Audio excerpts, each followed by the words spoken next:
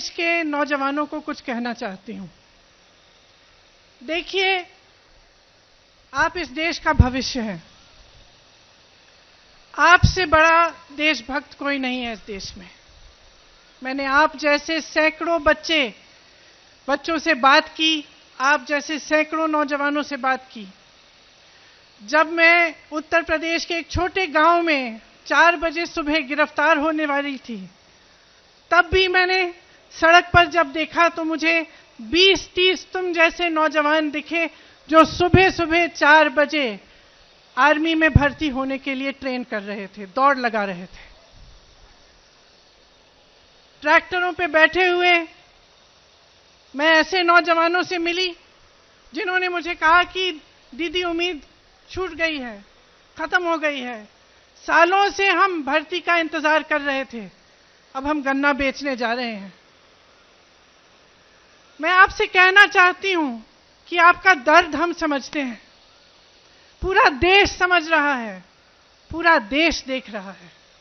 लेकिन आप ये मत भूलो कि ये देश आपका है, इस देश की संपत्ति आपकी है, इसे सुरक्षित रखना आपका कर्तव्य है।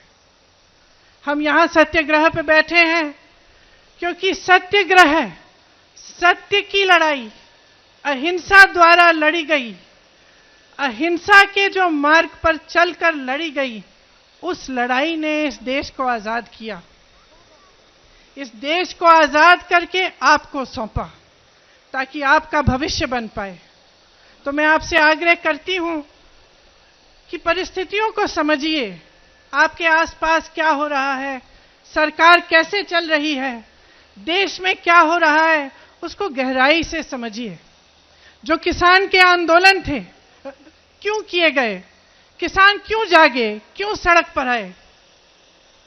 क्योंकि वो समझे कि खून पसीना वो बहाएं, मेहनत वो करें, लेकिन उस मेहनत की कमाई किसी और को दी जा रही थी। ये सरकार उनके लिए नहीं चल रही थी। इसी तरह से मैं आपसे आग्रह करती हूं कि समझिए, ये सरकार आपके लिए नहीं चल रही है। ये सरकार इस देश के गरीबों के लिए, इस देश के नवयुवकों के लिए, इस देश की महिलाओं के लिए, इस देश के एक एक देशवासी के लिए जो आज गरीब है, जो परेशान है, उसके लिए नहीं चल रही है ये सरकार सिर्फ बड़े बड़े उद्योगपतियों के लिए चल रही है। और ये जितनी भी स्कीमें हैं जो बार बार आप पे थोपी जाती हैं, ये सोच समझ के किया जा रहा है। ये बात सही नहीं है साथियों कि बगैर सोचे समझे किया जा रहा है।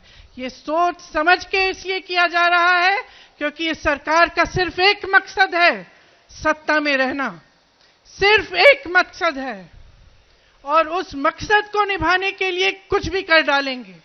उस मकसद को निभाने के लिए वो जो बड़े बड़े सरकारी उद्योग थे, वो इन्होंने अपने उद्योगपति मित्रों को क्यों बेचे? आप बताइए क्यों बेचे? उसी मकसद को पूरा करने के लिए। आपको रोजगार मिलता था वहां से, आपको उन उद्योगों से, छोटे उद्योगों से, छोटे व्यापार से भी रोजगार मिलता था जो तकरीबन आज बंद कर चुके हैं ये, क्योंकि इनकी नीतियों ने, नोटबंदी ने, तमाम नीतियों ने, जीएसटी ने उनको भी बंद कर दिया।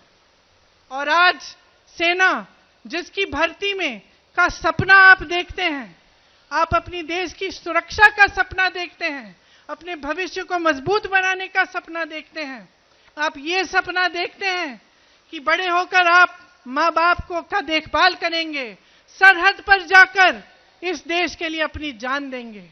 आपसे बड़ा देशभक्त कोई नहीं है, मैं याद दिलाना चाहती हूं आपको।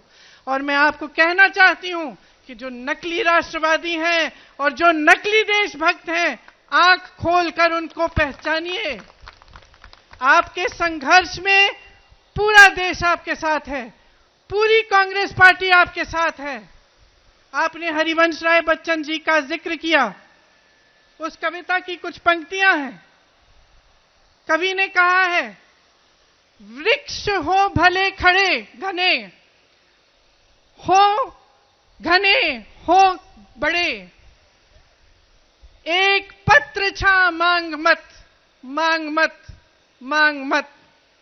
वृक्ष हो भले खड़े, हो घने हो बड़े, एक पत्र छां भी मांग मत, मांग मत, मांग मत।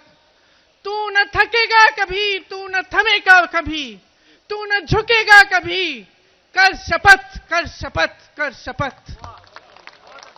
इस कविता का नाम आपने एक ऐसी स्कीम को दे दिया है जो इस देश के नवयुवकों को मार डालेगा। ऐसी स्कीम को जो इस देश की सेना जो हमारी देश की सुरक्षा करती है, जिनके सारे तमाम जो यहां पे भी आप खड़े हैं, आप सरहद पर जाकर सुरक्षा करते हैं, ऐसी स्कीम है जो इस सेना को खत्म कर देगा। आप इस सरकार को पहचानिए, इस सरकार की नीयत को पहचानिए मेरे भाइयों, मेरी बहनों। लोकतांत्रिक तरह से शांतिपूर्वक, अहिंसा, सत्य के मार्ग पर चल के इस सरकार को खत्म कीजिए, इस सरकार को गिराइए। ये आपका मकसद होना चाहिए कि आपके देश में एक ऐसी सरकार बने जो सच्ची देशभक्ति दिखाए।